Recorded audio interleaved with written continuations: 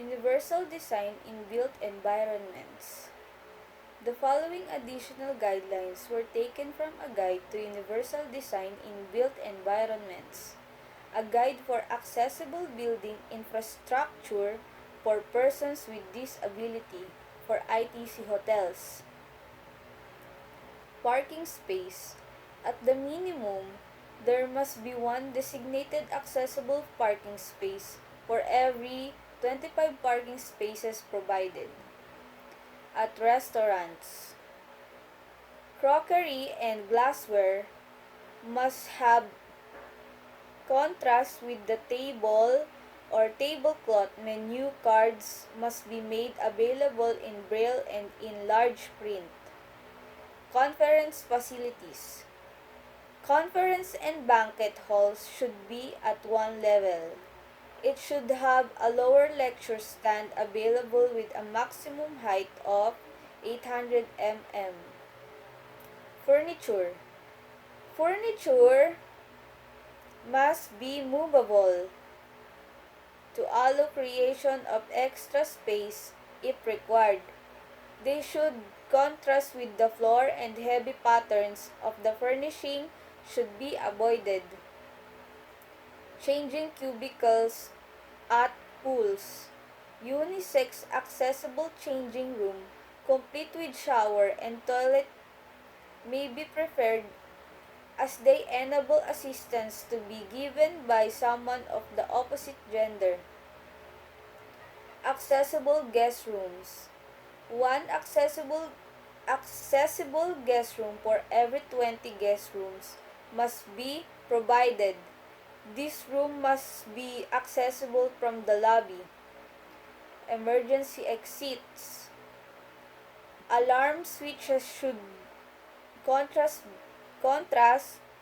visually from the background wall and be installed between 0.8 m and 1 m from the floor.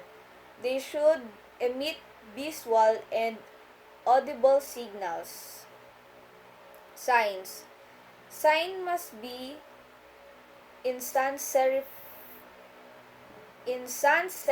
font Calibri. The font size relative to viewing distance.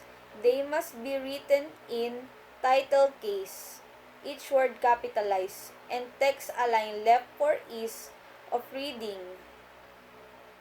If it has a directional arrow pointed left, text must be aligned right. Sidewalks. In Japan, the standard width of sidewalks near hospitals is a minimum of 3.5 m to allow passage of wheelchair-bound people and pedestrians. It is 2 m. Stairways must be gently sloping and equipped with handrails. Stairs. Open risers are to be avoided as these are a hazard for persons with impaired mobility.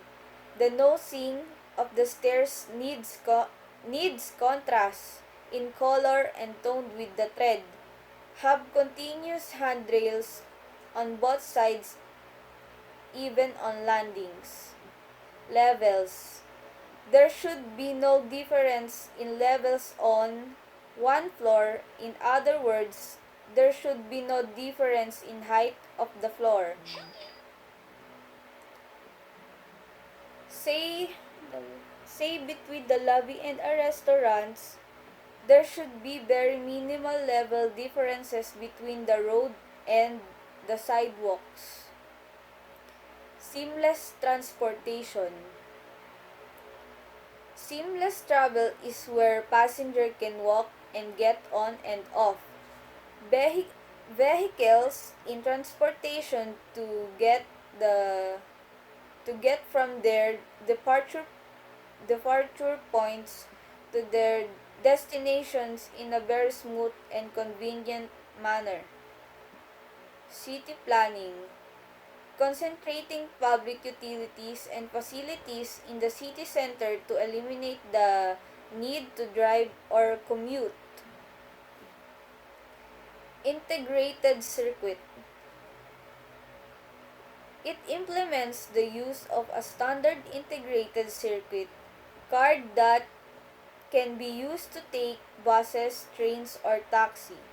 This system is available in places like Singapore, Korea, and Japan. Location Information System ULIS.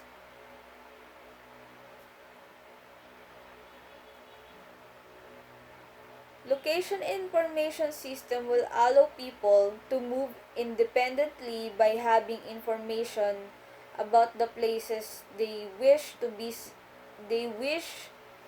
visit readily available.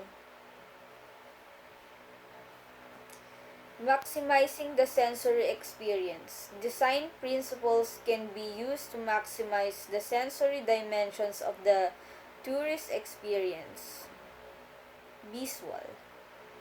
Use design principles of scale, rhythm, proportion, balance, and composition to enhance the complementary integration. Use muted colors to blend facilities with natural context unless contradictory to other environmental considerations, reflection, absorption, or cultural values, customs, taboos. Sounds. Locate service and maintenance functions away from public areas, space, lodging units, and interpretative stops so that natural, not human, sounds dominate. Use vegetation to create sound baffle between public and private activities. Orient openings toward natural sound such as the lapping of waves, bubbling of streams, and rustling of leaves by the wind restrict the use or audio level of unnatural sounds such as radios and televisions. Touch. Allow visitors to touch and be in touch with the natural and cultural resources of the site. Vary walking surfaces to identify or give different quality to different spaces. Use contrasting textures to direct attention to interpretative opportunities. Smell. Allow natural fragrance of vegetation to be enjoyed. Direct air exhausted from utility areas away from public areas. Taste. Provide opportunities to sample local procedure and cuisine.